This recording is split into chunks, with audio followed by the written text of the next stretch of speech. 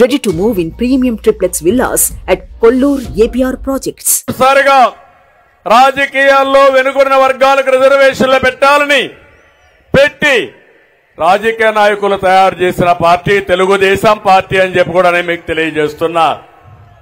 దీని తర్వాత సమర్థవంతమైన నాయకత్వం వచ్చారు. నేను ఇంకొకడు హామీ ఇస్తున్నా, నిరంతరం పోరాడతాం. చట్టసభల్లో 33% వెనుకబడిన వర్గాలకు రిజర్వేషన్లు పెట్టే వరకు, అసెంబ్లీలో పార్లమెంట్లో మీ రిజర్వేషన్లు వచ్చే వరకు మీ తరపున మేము పోరాడతామని ఈ ప్రజా డిక్లరేషన్ లో కూడా మీకు అందరికి చెప్తున్నా. ఇది కాకుండా ఇంకో పక్క చూస్తే ఎవరైతే 153 కులాలున్నాయి, అన్ని కులాలకు మేము స్థానాలు ఇవ్వలేకపోవచ్చు. వీలైనంత వరకు అందరినీ అకామిడేట్ చేయడానికి ప్రయత్నం చేస్తాం. అటు జనసేన తెలుగుదేశం కూడా ఒకవేళ గెలవాలి, ఈ రాష్ట్రాన్ని కాపాడుకోవాలి.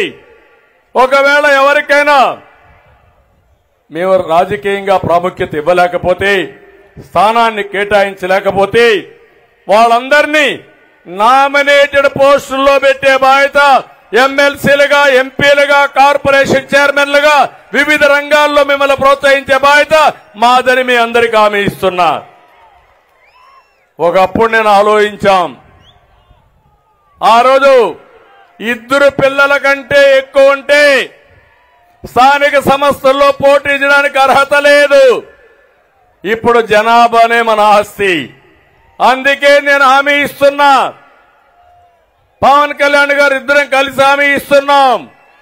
ఎంతమంది పిల్లలున్నా పర్వాలేదు, స్థానిక సంస్థల్లో మీరు పోటీ చేసే అర్హత ఉంటుంది. ఏదైతే పాత చట్టాన్ని రద్దు చేస్తామని చెప్పి కూడా నేను మీకు తెలియజేస్తున్నా. చట్టబద్ధంగా కులగణన నిర్వహించాలి. వెనుకబడిన వర్గాలు ఎంతమంది ఉన్నారో అధ్యయనం చేయాలి. వాళ్ళ ఆర్థిక పరిస్థితులు అధ్యయనం చేయాలి.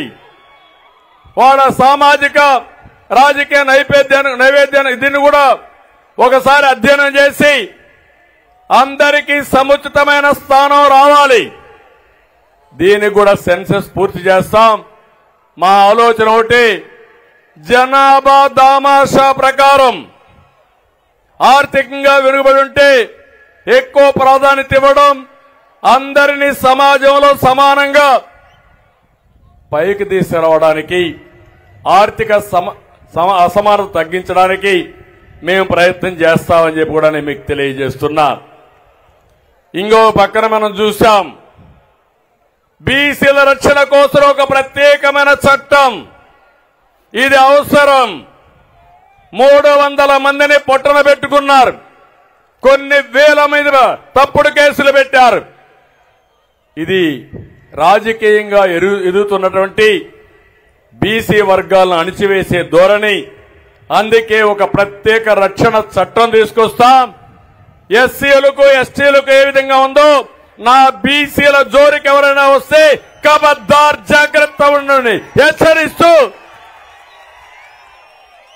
ఈ ప్రత్యేక చట్టం ద్వారా మిమ్మల్ని కాపాడుకునే బాధ్యత మేము తీసుకుంటామని చెప్పి కూడా నేను మీకు తెలియజేస్తున్నా.